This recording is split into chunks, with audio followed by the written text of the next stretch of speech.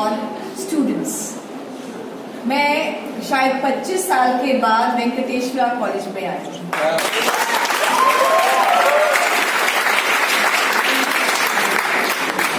मैं जब Delhi university students union का चुनाव लड़ रही थी तब आपके कॉलेज में आई थी। यहाँ एंट्री बहुत मुश्किल से हुई। आज जब प्रिंसिपल मैम के साथ बैठकर और बढ़िया वो स्पेशल कॉफी पी सबके साथ बैठकर बहुत अच्छा लगा। और वहां जब बैठे कॉलेज में एंट्रेंस से लेकर यहाँ तक मुझे लगा कि केवल भारत की ही एक संस्कृति नहीं रहती, व्यक्ति की, परिवार की, इंस्टीट्यूशंस की भी एक संस्कृति होती है। आपके कॉलेज में एंटर किए तो वहां हम नमन करने के बाद अगर आए, स्टाफ रूम में बैठे तो वहां भी इतना, मैं कह सकती हूँ, एक आध्यात्म का माहौल था वहां पर, और वहां पर अगरबत्ती जल रही थी। मैं कितने ही कॉलेजेस में गई, शायद ऐसे टीचर्स और ऐसी संस्कृति और ऐसे बच्चे मैंने और नहीं देखे।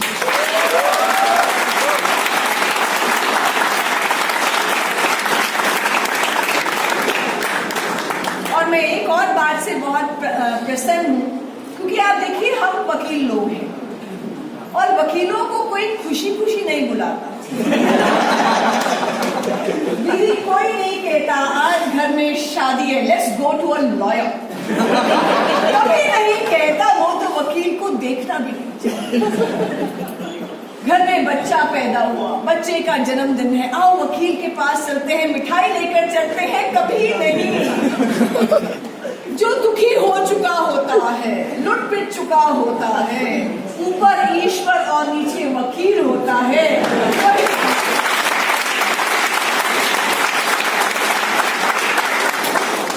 और जैसे मुझे दीदी बता भी रही थी कि वकील के पास आप जाते हो तो जितनी बड़ी प्रॉब्लम लेकर जाते हो उतना बड़ा वो सॉल्यूशन देता है और उतनी बड़ी हमारी हिंदी और संस्कृत के विद्यार्थी टीचर्स बैठे। कोर्ट नंबर 24 में, हाई कोर्ट में बहुत जबरदस्त बहस चल रही, बहुत जबरदस्त बहस। यहाँ से मैं बहस कर रही थी, वहां से ऑपोजिट काउंसिल बहस कर रही थी। 1 घंटा बहस चली। मुझे लगा आज तो क्लाइंट्स पीछे बैठे हैं, बड़े खुश हो। मैं जैसे ही बाहर पहुंची मैंने कहा उनको कैसी लगी बहस, तो क्लाइंट ने कहा मैडम जी आपने बोला क्या था? तो मुझे धक्का लगा, बोला क्या था? मैंने कहा 1 घंटा आपके लिए इतनी बहस करके आ रही हो, आपके लिए बोला क्या था? मैडम जी जिस भाषा में आपने कहा मुझे समझ नहीं, वो अंग्रेजी में था। मुझे लगा कि हमारे लोग जिनके लिए अदालत है, सारी न्याय व्यवस्था है, उनकी भाषा की एंट्री भी नहीं है कोर्ट्स के अंदर। जिसके लिए सब ताम झाम है उसको समझ ही नहीं आ रहा कि उसके लिए कहा क्या गया। दूसरा केस, कोर्ट नंबर 31। मैं बैठी अपने केस की वेट कर रही थी और तभी एक जगह से वो बहन थी, एक जगह उसका भाई था, आपस में उनका 10 साल से केस चल रहा था। लॉयर्स नहीं आए थे तो जज साहब ने कहा वेयर इज योर लॉयर? बहन ने कहा लॉयर। भाई से कहा वेयर इज योर लॉयर? भाई ने कहा लॉयर नहीं है। जज साहब ने हिंदी में बात करनी शुरू। जज साहब ने कहा बहन को केस क्या है, मुद्दा क्या है, तुम्हारा भाई तो है। तो बहन ने कहा मैं तो 4 प्रॉपर्टीज माँ ने दी है, मैं 1 करोड़ बाप की प्रॉपर्टी उससे मांग रही हूँ, दे दे केस खत्म। भाई ने कहा मुझे कोई प्रॉब्लम नहीं है। जज ने कहा तुम्हें 1 प्रॉपर्टी चाहिए, उसको प्रॉब्लम नहीं है, तो केस क्या चल रहा है? तो उन्होंने कहा भाई ने कि मैं 1 करोड़ बाप की प्रॉपर्टी दे दूंगा, माँ मुझे बोल कर गई थी बहन को देनी है, मुझे कोई प्रॉब्लम नहीं है। जज साहब ने कहा मुझे नहीं समझ आ रहा केस क्या चल रहा है। तो बहन ने कहा केस तो यही है 1 प्रॉपर्टी का। भाई ने कहा नहीं नहीं बहन 4 प्रॉपर्टीज मांग रही है। जज ने कहा नहीं 1 प्रॉपर्टी मांग रही है, कागज पढ़ो तुम। भाई ने कहा नहीं आप खत्म कीजिए, मैं आज ही दे देता हूँ। तो ध्यान में आया कि अब तक केस अंग्रेजी में चलता था। पहली बार उस जज ने हिंदी में बात की, यानी अंग्रेजी उलझाती है और हिंदी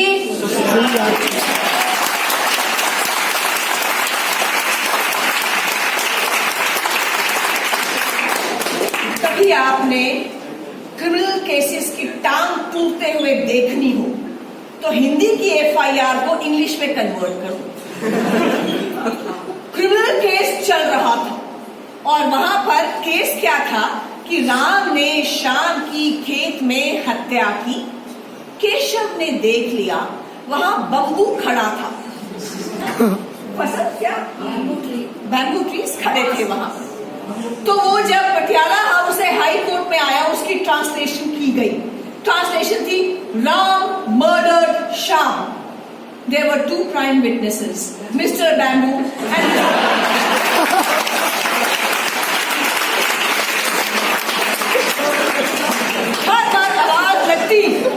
हर बार आवाज लगती mister Keshav and mister bamboo be present.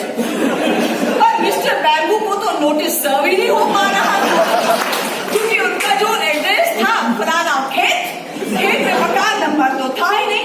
अब बैम्बू मकान में तो रहेगा नहीं।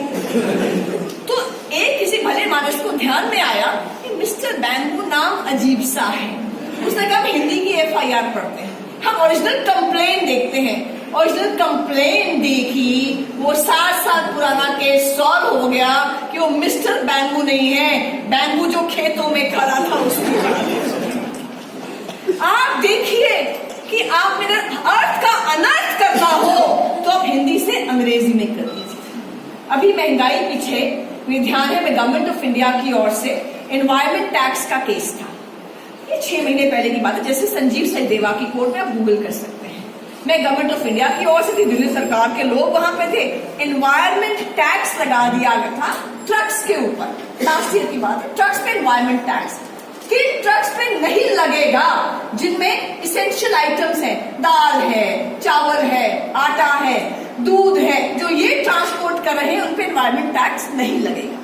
जो नोटिफिकेशन है वो जो दिल्ली सरकार की है वो हिंदी में आई, उसको इंग्लिश में किया। इंग्लिश में दालों को सीरियल्स कर दिया गया। और सीरियल्स मैंने ऑक्सफोर्ड डिक्शनरी से देखा, जो ब्रेकफास्ट की आइटम्स होती हैं वो सीरियल्स होता है। तो जो ट्रक दालें ला रहे थे उन पर एनवायरमेंट टैक्स लगा दिया गया। हम सब कोर्ट में खड़े, जज ने कहा ये दालों पे एनवायरमेंट टैक्स क्यों लगाया? कहते नोटिफिकेशन आई है हमारी। नोटिफिकेशन, हाँ यहाँ तो सीरियल लिखा हुआ था। सीरियल हमने देखा, उसका मतलब ब्रेकफास्ट का सामान था। जज ने कहा ओरिजिनल नोटिफिकेशन लिखा। ओरिजिनल जब लेकर आए तो उसमें दाल लिखा हुआ था। जज साहब ने कहा भले मानसो, दाल यहाँ इसेंशियल आइटम नहीं आएगी हिंदुस्तान में। कहाँ रहते हो, किससे बात कर रहे हो? ये डिस्कनेक्शन आ रहा है सरकार का, संसद का, सत्ता का और शासन का। वो इसलिए आ रहा है कि बीच में अंग्रेजी आ गई है जिसने भारत के अधिकांश लोगों को अनपढ़ घोषित कर दिया। जो कोर्ट में 4 अक्षर अंग्रेजी का बोल पाए, चाहे जज को समझ ना आए, चाहे ऑपोजिट काउंसिल को समझ ना आए, पढ़ा लिखा और चाहे हिंदी में कितना भी अच्छा उसको नहीं आता हो, वो अगर अंग्रेजी में नहीं बोल पाए उसको हाई कोर्ट, सुप्रीम कोर्ट में दूसरे एडवोकेट्स करने पड़ते हैं। मुझे लगता है पहली चीज, जो पहली बात सरकार अभी जा रही है, दोबारा भी आएगी। पहली बात जो सरकार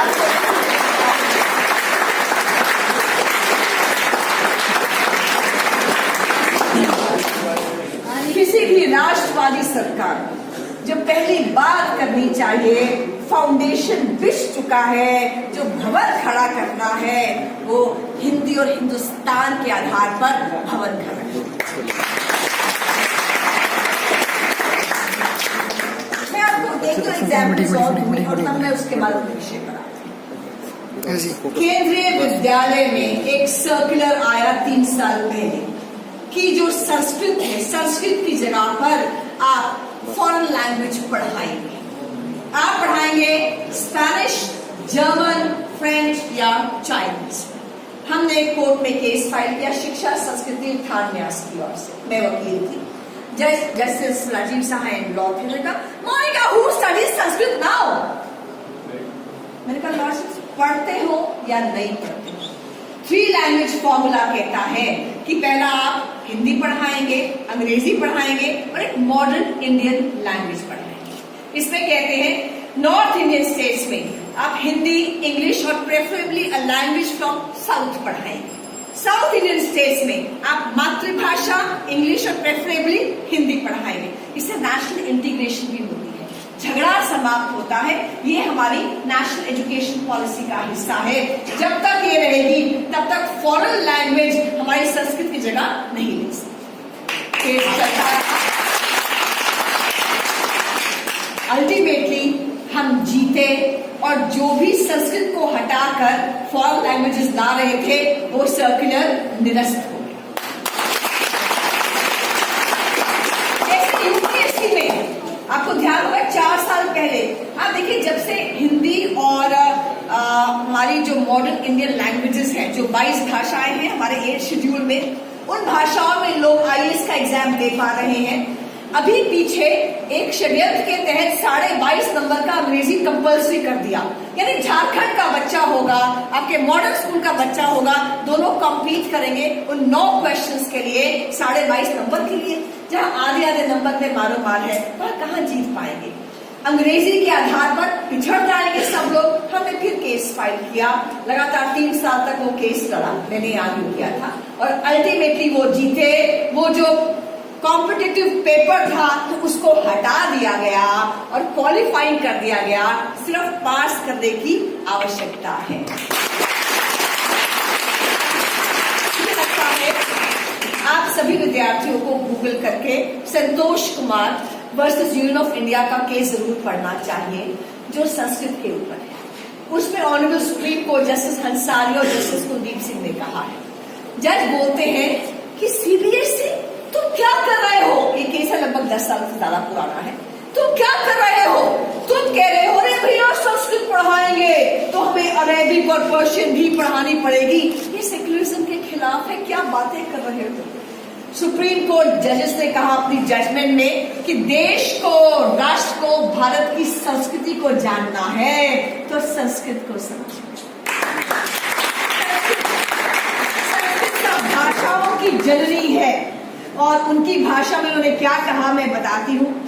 जजेस ने कहा सुप्रीम कोर्ट ने कि पुराण और उपनिषद पढ़ने हैं, कालिदास, भावभूति और बाणभट्ट को जानना है, शंकराचार्य, रामायण, वल्लभाचार्य को समझना है, संस्कृत पढ़ना अनिवार्य है। देश को समझना है, संस्कृत पढ़ना अनिवार्य है। अब जो विषय आपने बताया, भारत की प्रतिष्ठा संस्कृत और संस्कृति से संभव है। अब मैं जेएनयू की मेन वकील भी हूं। मुझसे बेहतर कौन समझ सकता है कि जो विद्यार्थी संस्कृत या संस्कृति को नहीं समझेंगे वो क्या क्या बोलते हैं और क्या करते हैं और फिर पुलिस उनके साथ क्या करती है। मुझे ध्यान है 9 फरवरी 2016 को 3 साल पहले जब नारे लगे थे ना, भारत तेरे टुकड़े हो गए, भारत की बर्बादी तक जंग रहेगी, अफजल हम शर्मिंदा हैं, तेरे कातिल अब तक जिंदा हैं, तुम कितने अफजल मारोगे, घर घर से अफजल निकलेगा, वो अलग बात है। उसके बाद एक भी अफजल किसी घर से नहीं।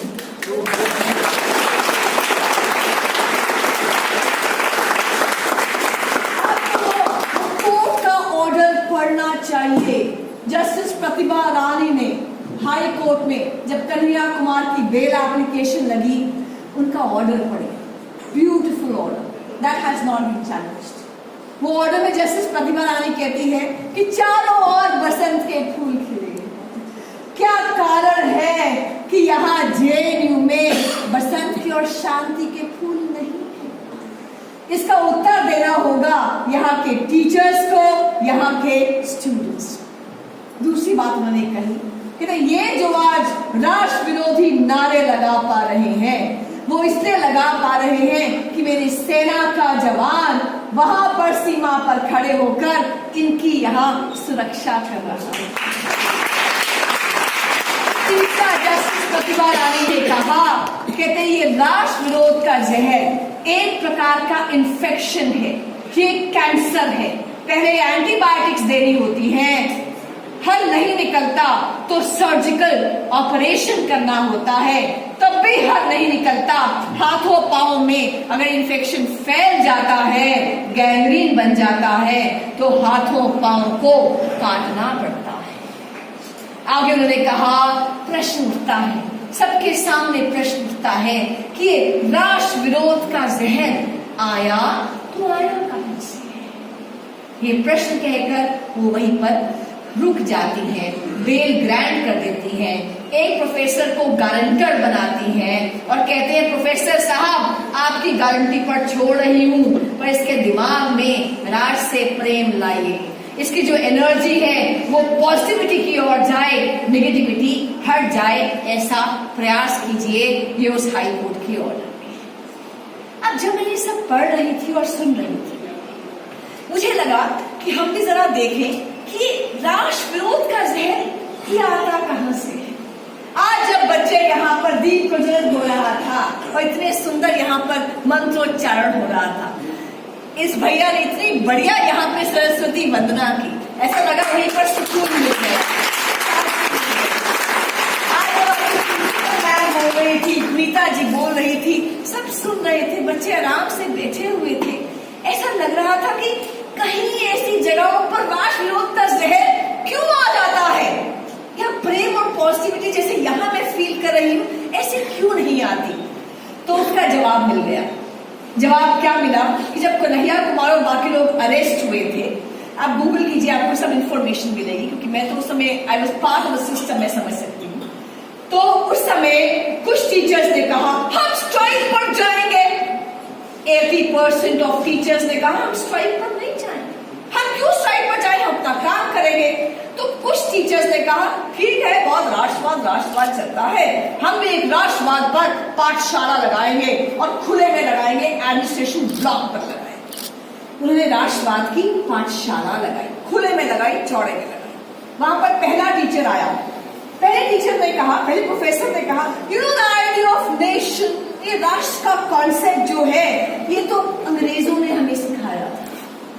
हम तो अंग्रेजों के आने से पहले राष्ट्र तो थे ही नहीं, हम तो टुकड़े टुकड़े टुकड़े थे। 3 साल पहले अंग्रेजों ने पूरी दुनिया को सिखाया और 2 साल पहले हिंदुस्तान को सिखाया कि हम भी एक राष्ट्र हैं।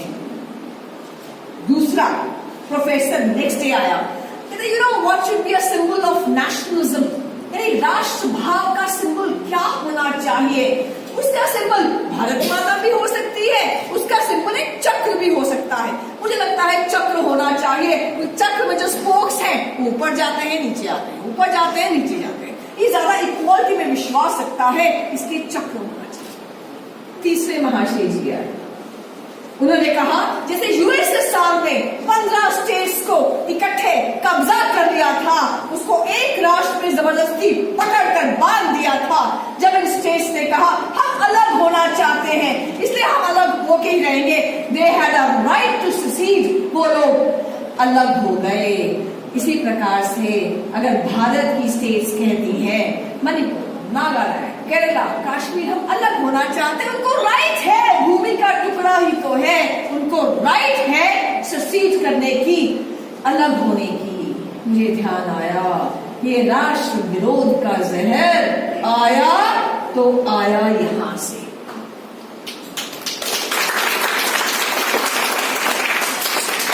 देखिए बहुत सी डिग्रीज होती हैं सबके पास, मैं कुछ कहूंगी नहीं, हाँ मैं ये जरूर कहूंगी कि वेस्टर्न कॉन्सेप्ट ऑफ राष्ट्रवाद is different from Indian concept of राष्ट्र भाव। वीर ने कहा ना हर चीज भावना से ही होता है। यहाँ भावना है तो वो मेरी बहन है, भावना है तो वो मेरी पत्नी है, भावना है तो मेरी माँ है, वरना तो महिला ही है, भावना ही तो है। तो हमारे यहाँ राष्ट्र भाव का कॉन्सेप्ट है। आप देखिए राष्ट्रवाद क्या होता है, western concept of nation, western concept of nation से एक राजा, एक साम्राज्य, एक जनसंख्या, शासन व्यवस्था, लड़ने की पद्धति, ये एक राष्ट्र बनाती है। वो और देशों पर अटैक करते हैं, कॉलोनीज बनाते हैं, स्लेव सिस्टम लाते हैं, एक्सपैंड करते हैं, एक्सप्लॉइट करते हैं, उनके राष्ट्रवाद का विस्तार होता जाता है। एक भाषा, एक रिलीजन, एक रेस, इनको एक नहीं कर पाई, वरना जर्मनी और फ्रांस एक होते। सब रिलीजन सेम है लेकिन लैंग्वेजेस अलग अलग है, हल्की सी डाइवर्सिटी आती है, हल्का सा भेद आता है, छिन्न भिन्न होकर अलग हो जाते हैं। रिलीजन एक नहीं कर पाया, लैंग्वेज एक नहीं कर पाई, रेस एक नहीं कर पाई। लेकिन यहाँ आप देखिए जो हिंदुस्तान में कॉन्सेप्ट है वो राष्ट्रभाव का कॉन्सेप्ट। राष्ट्रभाव का कॉन्सेप्ट क्या कहता है? वो कहता है कि एक राज्य होना चाहिए, एक जनसंख्या होनी चाहिए, शासन व्यवस्था होनी चाहिए, लेकिन उसके साथ साथ सांस्कृतिक एकात्मता होनी चाहिए, समान इतिहास, समान महापुरुष, समान श्रद्धा केंद्र, फीलिंग ऑफ वननेस होनी चाहिए। ध्यान कीजिए हमारे यहाँ कितनी विविधता है, हमारा खान पान अलग, हमारा रहन सहन अलग, हमारी भाषा अलग, हमारे संप्रदाय अलग, हम अलग अलग राज्यों से आते हैं, बहुत कुछ अलग है, लेकिन एक फंडामेंटल यूनिटी है। मैं आती हूँ वो कैसे? मुझे ध्यान है, मैंने पढ़ा है 800 साल तक जब मुगलों का शासन रहा, फिर 200 वर्षों तक अंग्रेजों का शासन आया, हमारा राज गया जाने दो, राजा गया जाने दो, सेना गई जाने दो, हमारा राज्य हमारा नहीं था, पर हमारा राष्ट्र हमारा था। उस समय राजा गया, सेना गई, मंदिर टूटे, जजिया लगा, लेकिन कथा कीर्तन चलता रहा, आम जनता पर अत्याचार होता रहा, राष्ट्रभाव जीवित रहा। वो दयानंद सरस्वती हाथ में ऋग्वेद और यजुर्वेद लेकर राष्ट्रभाव की कथा मुगल राज्य के सामने कौन खड़ा था?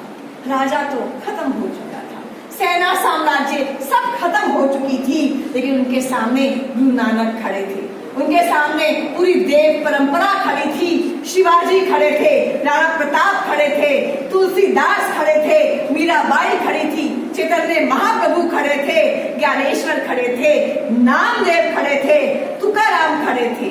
राज्य उनके हाथ में था, राष्ट्र तो हमारे दयानंद के हाथ में।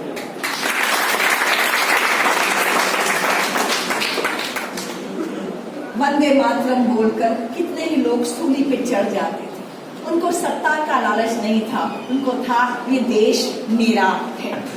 मैं एक चीज और कहूंगी, आप देखिए अप्रैल का महीना भी शुरू हुआ है, चारों ओर आप देखिए पूरे भारतवर्ष में नववर्ष मनाया जा रहा है। कुछ अलग अलग राज्यों के लोग भी यहाँ पर हैं। कश्मीर में हम नववर्ष को नवग्रह बोलते हैं। दुर्गा पूजा केवल वेस्ट बंगाल में होती है, पूरे भारतवर्ष में दुर्गा पूजा होती है। कांवड़ की यात्रा फिर जुलाई अगस्त में आएगी, हजारों लोग पूरे भारतवर्ष से हरिद्वार जाते हैं, गौमुख जाते हैं, गंगोत्री जाते हैं, वहां से जल लेकर आते हैं, गंगा जल, कि अपने अपने जो मंदिर हैं गांव के वहां चढ़ाएंगे, पॉजिटिविटी आती है। आदि शंकराचार्य लगभग 2000 पूर्व हुए, पूरे भारत का भ्रमण किया और चारों कोनों में मठों की स्थापना की। केदारनाथ में आज जो पंडित है, वहां का मुख्य पुजारी है, वो कर्नाटका का लिंगायत ब्राह्मण ही होता है। कालिदास ने महाकाव्य लिखा, आप सब पढ़ते होंगे, 1600 वर्ष पूर्व लिखा। उस समय उन्होंने बताया कि मेरे भारत का चित्रण क्या है 1600 वर्ष पूर्व, जब ये ब्रिटिशर्स शायद कहीं कंदराओं में घूम रहे थे, जंगलों में घूम रहे थे और कच्चे मांस को कैसे पका के खाया जाता है ये सीख रहे थे। उस समय कालिदास ने महाकाव्य लिखा, उसमें क्या लिखा? उसमें उन्होंने पूरा मेघदूत लिख दिया और कहा वो कुबेर धन का राजा, उसने यक्ष को कहीं मध्य भारत में बंद करके रख दिया। अब यक्ष अपनी प्रेयसी के पास कैसे संदेशा पहुंचाए कि कैलाश पर्वत पे है, इलाका शहर में है, मेरा इंतजार करियो, मैं आऊंगा।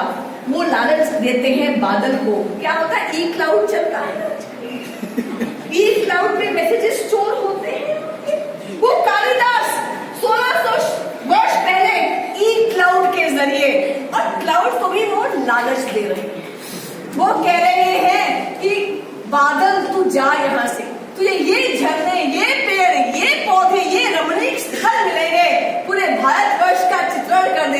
कहते हैं जा मेरी प्रेयसी से कहा कह wait for me I will come back.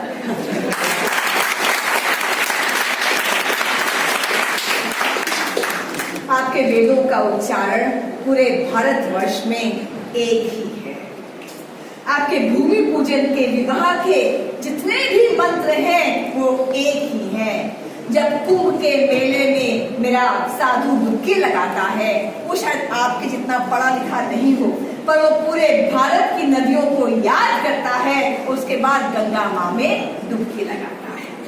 Krishna भक्ति क्या केवल मथुरा के थे? कृष्ण क्या कहते हैं? भारत तेरे टुकड़े होंगे। टुकड़े कहाँ से करोगे? कृष्ण भक्ति केवल उत्तर प्रदेश में होती है, वो अरुणाचल प्रदेश का, China again intrudes intrude Arunachal Pradesh क्या कर लेगा? अरुणाचल प्रदेश के लोग कहते हैं रुक्मणी हमारे यहाँ की है, वो कृष्ण मेरे दामाद है। तुम दामाद और बेटी को अलग कैसे कर सकते?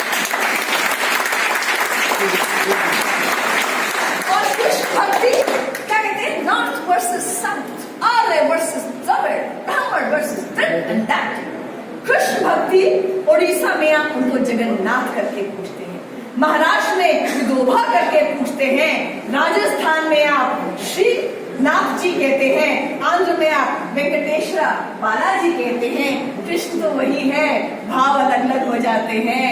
मेरा कृष्ण पूरे भारतवर्ष को जोड़ता है। कृष्ण लीला केरला में कथकली बोलते हैं, उत्तर प्रदेश में रासलीला बोलते हैं, गुजरात में डांडिया बोलते हैं, मणिपुर में भी रासलीला बोलते हैं। संबंधों के आधार पर है।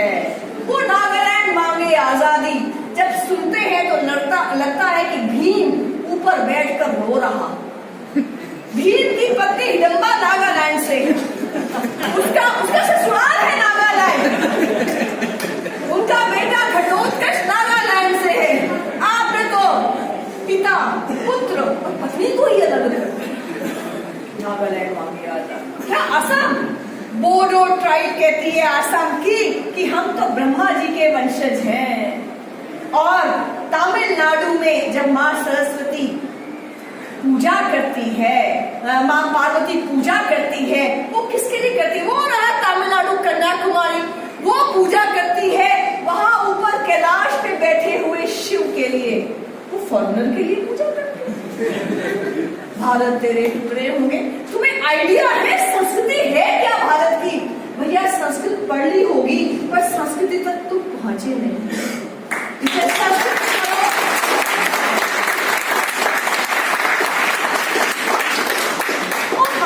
Bhagat Singh belong to Punjab. भगत सिंह की जयंती तो पाकिस्तान में भी मनाई गई, वो तो कम्युनिस्ट थे। What nonsense. भगत सिंह 23 मार्च 1931 को शहीद हो गए। पंजाब के लिए शहीद हुए थे या पूरे राष्ट्र के लिए शहीद हुए थे? भगत सिंह राजगुरु सुखदेव फारसी के फंदे को चूमने से पहले बोले, उन्होंने याद किया मध्य प्रदेश की लक्ष्मीबाई, उन्होंने याद किया महाराष्ट्र के शिवाजी को, और क्या कहा? मेरा रंग दे बसंती चिंता। इस चोले को पहन शिवाजी खेले अपनी आन पे, इसे पहन झांसी की रानी मिट गई अपनी शान पे, आज उसी को पहन के निकला हम मस्तों का टोला। ये भाव है, आध्यात्म का भाव है, सांस्कृतिक एकता का भाव है। क्या कहते हो? भूखंड ही तो है। अरुणाचल का जो हिस्सा गया कहा? चाइना में, वहां तो एक घास का टुकड़ा भी नहीं उगता। कहा गया था संसद में, और जवाब आया था कि मेरे सिर पर एक बाल नहीं, यहाँ एक बाल भी नहीं उगता, धड़ से अलग कर दो।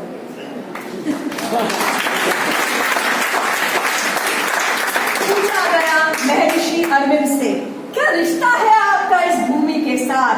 महर्षि अरविंद ने कहा, ये भूमि मेरी माँ है, मैं भूमि का पुत्र हूँ। ये मेरी माँ है, तुम मेरी माँ का अंग भंग नहीं कर सकते। इंडोनेशिया में एक इस्लामिक राज्य है। इंडोनेशिया में बहुत खूबसूरत मंदिर है, आप वहां जाएंगे। वहां प्राइमरी स्कूल में सचरित्र रामायण पढ़ाई जाती है। वहां पर वो कहते हैं कि हमारे विद्या के देव जो हैं वो हमारे कौन है? विद्या के देव कौन है? और गणेश जी। हमारी विद्या की देवी कौन है वहां पर? सरस्वती है। उनका जो एयरलाइंस है वो विष्णु वाहन है, गरुड़ एयरलाइंस है। उनका संविधान कहता है धर्मो रक्षति रक्षति। उनसे पूछा गया आप इस्लामिक राज्य हैं, आप ये सब चीजें कैसे अपने साथ संजोए हुए हैं? उन्होंने कहा हमने केवल अपना धर्म बदला है, ना संस्कृति बदली है, ना सभ्यता बदला है, ना इतिहास। संप्रदाय और मजहब से ऊपर संस्कृति है। वहां इस्लामिक राज्य है तो वो पूछते हैं किसको? वो गणेश जी को पूछते हैं, वो सरस्वती जी को पूछते हैं। वो कहते हैं मेरी संस्कृति ये है। अब आप कहेंगे भारत की कुछ जगहों पर विकृति कहां से? विकृति ऐसे आ गई, मैंने कहा ना अंग्रेजी का बहुत बड़ा एक रोल है। मैं ये नहीं कहती अंग्रेजी बुरी है, मैं कहती हूँ अंग्रेजी भी रखिए और साथ में भारतीय भाषाएं भी रखिए ना। हम पर अंग्रेजी की बाध्यता क्यों? जिसको हिंदी में बात करनी है हिंदी में करें, अपनी मातृभाषा में करनी है मातृभाषा में करें, अंग्रेजी में करनी है अंग्रेजी। इम्पोज क्यों करते हो? क्योंकि जब मैं आजकल देखती हूँ घर के बाहर कोई अगर गाय जा रही होती है तो जो हिंदी में कहती है ना, आजकल माओ को लगता है कि A to Z बच्चे को तो हम 3 महीने में ही सिखा दें ताकि उनको स्कूल में एडमिशन में इजी हो जाएगा। तो जब बच्चा पैदा होता है तो पहले दिन से ही बेटा C for cheek, N for knows, H for head ये सिखाना शुरू कर देती है। माएं टर्न में गलत नहीं मानती, शिक्षा पर जोर है। पर जब गाय जा रही होती है, जब हिंदी में बोलते हैं, माँ क्या कहती है? बेटा ये गोद में बच्चा होता है, बेटा ये गाय है, ग से गाय, गाय हमारी माता है, इनको प्रणाम। और जब आप इंग्लिश में बोलते हैं आप कहते हैं बेटा C for cow, cow is an animal. तो हिंदी से अंग्रेजी में आते हैं तो माता तो फिर जानवर बन जाती है।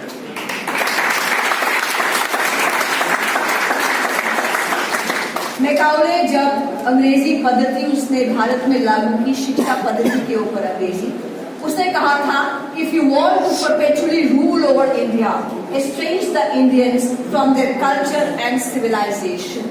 यानी आप लगातार हिंदुस्तान पर राज करना चाहते हो, इनको अपनी संस्कृति, इनकी सभ्यता से दूर कर दो, ऐसे काले अंग्रेज पैदा कर दो जो दिखने में तो हिंदुस्तानी लगे पर जो मन, आत्मा, सोच, ज्ञान है सबसे अंग्रेजी लगे। इसलिए मेरा दाल चावल बुरा, तुम्हारा पिज्जा बर्गर अच्छा, स्वाभिमान शून्यता आ गई है। मेरा धोती कुर्ता बुरा, तुम्हारी जीन्स अच्छी, मेरे महापुरुष बुरे, तुम्हारे महापुरुष अच्छे। ये ना होता तो आज, अब गर्मी का सीजन शुरू हो गया है, 40 डिग्री की भयंकर गर्मी में हम वकीलों को आप इंडिया गेट से देख लो, सुप्रीम कोर्ट से पटियाला हाउस जाते हुए, जब लोगों ने वहां विदाउट स्लीव्स के कपड़े पहने होते हैं, हमने काला कोट पहना, उसके ऊपर हमने यहाँ पर बैंड लगाया होता है और इसके ऊपर लंबा सा काला गाउन पहना होता है, लोग देख रहे होते हैं ये अजूबे हैं। यानी जब हम नकल करते हैं अकल इस्तेमाल किए बिना तो रिजल्ट्स ये आते हैं। वो ठंडा प्रदेश था, इंग्लैंड एक ठंडा प्रदेश है, उनको कोट की आवश्यकता थी, उनकी नॉर्मल ड्रेस थी coat. Why should we wear it here? क्यों लगाए यहाँ गले में फांसी का फंदा रोज? तो इसलिए नकल के लिए भी अकल चाहिए। अंग्रेजी की बुराई नहीं, लेकिन अंग्रेजी के साथ दूसरे की मांग है, यूं तो सारा जग अपना है, अपना तो फिर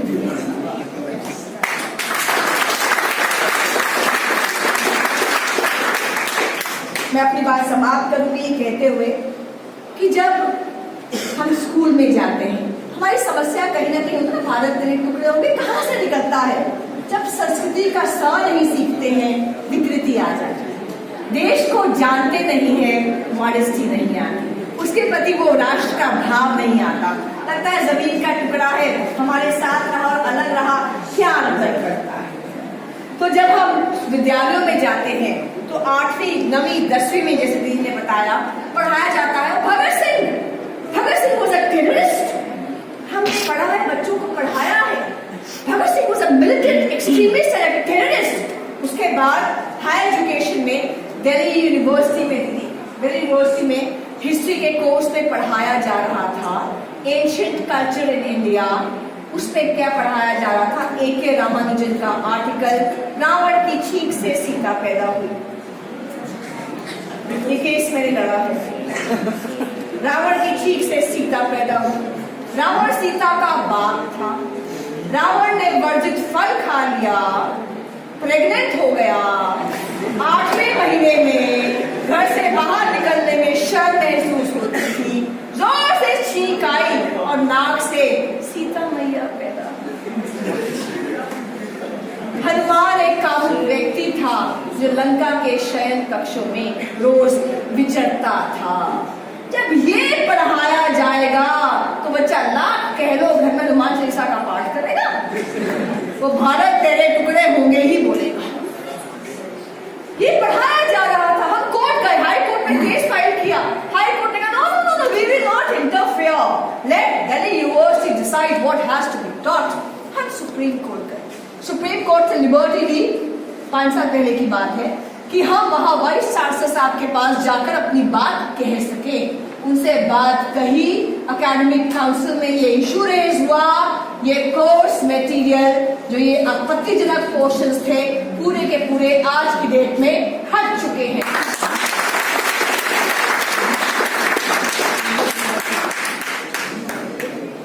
वेंडी डॉनिगल की बुक पढ़ाई जा रही थी, Hindus and alternative history. Chicago की प्रोफेसर है, पेंगुइन पब्लिशर्स की थी। उसे पढ़ाया जा रहा था। Rani Lakshmibai, she was loyal to Britishers. जितनी मर्जी पिक्चर देख लो मणिकर्णिका, मां सिखा दे, खूब लड़ी मर्दानी, लड़ी नहीं जी, वो तो अंग्रेजों के साथ। ये आपकी हायर स्टडीज में रिकमेंडेड बुक पढ़ाया जा रहा था। Rani Lakshmibai was loyal to the British.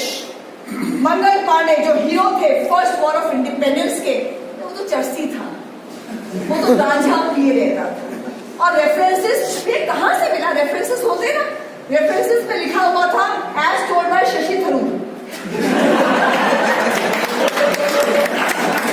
देखिए ऑनलाइन।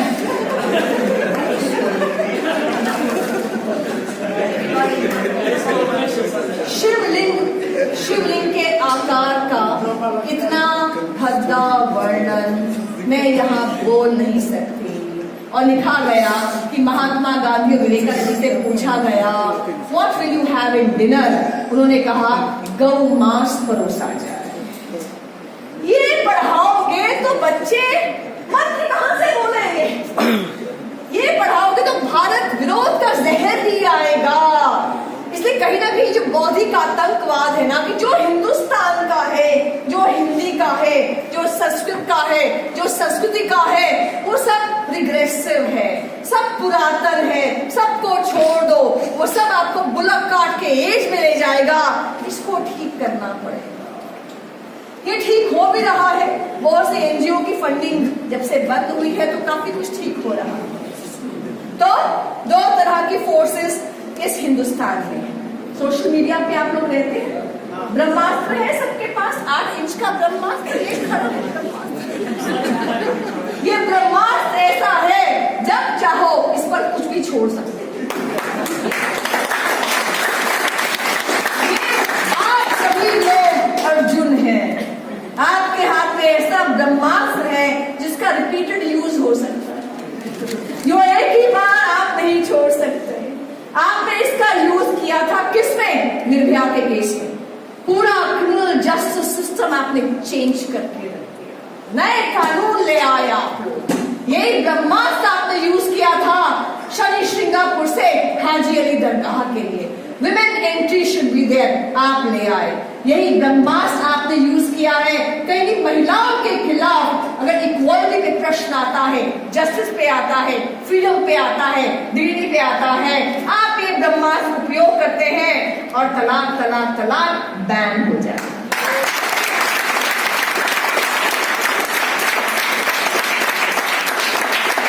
आप संकल्प कीजिए इस ब्रह्मास्त्र को भारत को जोड़ने के लिए इस्तेमाल। आप संकल्प लीजिए, ना आप भाषा देखेंगे, ना आप धर्म देखेंगे, ना आप जाति देखेंगे, ना आप रीजन देखेंगे। आप सब भारतीय हैं। नेशन फर्स्ट की बात है। जो भी इस देश के साथ है वो आपका मित्र है। जो देश को कहते हैं ना, north Indian versus south Indian, Arya versus Dravid, Brahmin Dalit, man versus women का नैरेटिव खड़ा करता है, वो इस देश का दुश्मन भी है, वो हमारा दुश्मन। इसीलिए we are part of make India brigade. मुझसे एक लड़की ने पूछा, तेरी सब बात ठीक है, मैं अकेली क्या कर सकती हूँ? देखा, फॉर गॉड्स सेक सुबह से शाम तक गुड मॉर्निंग और गुड आफ्टरनून के मैसेजेस व्हाट्सएप पे फॉरवर्ड करना बंद करो।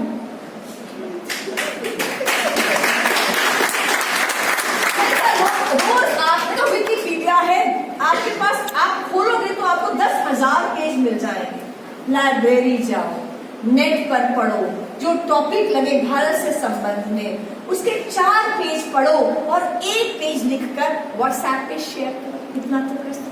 पॉजिटिव 4 पेज रोज पढ़ो, 1 पेज व्हाट्सएप पे लिख के शेयर करो। धीरे धीरे आपकी कितनी फॉलोइंग बन जाएगी, आप भी अपने रिस्पेक्ट में हीरो बन जाएंगे। जब राम सेतु बन रहा था, नल नील हनुमान स्वयं श्री राम, आज तो कहते हैं Ram Setu, Ram was a myth, कपोल कल्पना है। राम सेतु तोड़ो भैया, पेट्रोल बचाओ, संस्कृति पर आधारित है। उनके द्वारा जिनका सिर्फ मोटो जो है वो पैसा कमाना है, पैसा आ गया तो देश से बाहर भी जा सकते हैं। तो इसलिए जब राम सेतु बन रहा था, नल नील हनुमान स्वयं श्री राम मौजूद थे। एक छोटी सी गिलहरी पानी में डुबकी लगाती और रेत में आती, रेत अपने शरीर पर लगाती, फिर पानी में डुबकी लगाती। लोगों ने कहा, पगला गई हो गिलहरी, क्या कर रही हो? उसने कहा, यहाँ तो बड़े बड़े योद्धा मौजूद हैं, नल नील हनुमान जी मौजूद हैं, मैं तो इस राम सेतु के बनने में अपना गिलहरी प्रयास कर रही हूँ। आप सभी को भारत के निर्माण में, इस हवन कुंड में अपनी अपनी आहुति देनी है, अपना अपना पॉजिटिव, सकारात्मक, अच्छा प्रयास करना है, जोड़ने का प्रयास करना है, तोड़ने का। इसलिए आज मैंने सूर्य से बस जरा यूं ही कहा, आपके साम्राज्य में इतना अंधेरा क्यों रहा? तब तबा के वो दौड़ा, मैं अकेला क्या करूं? तुम बेफिक्रों के लिए मैं भला कब तक लड़ूं? आकाश की आराधना के चक्रों में मत पड़ो, संग्राम यह घनघोर है, कुछ मैं लड़ूं, कुछ तुम।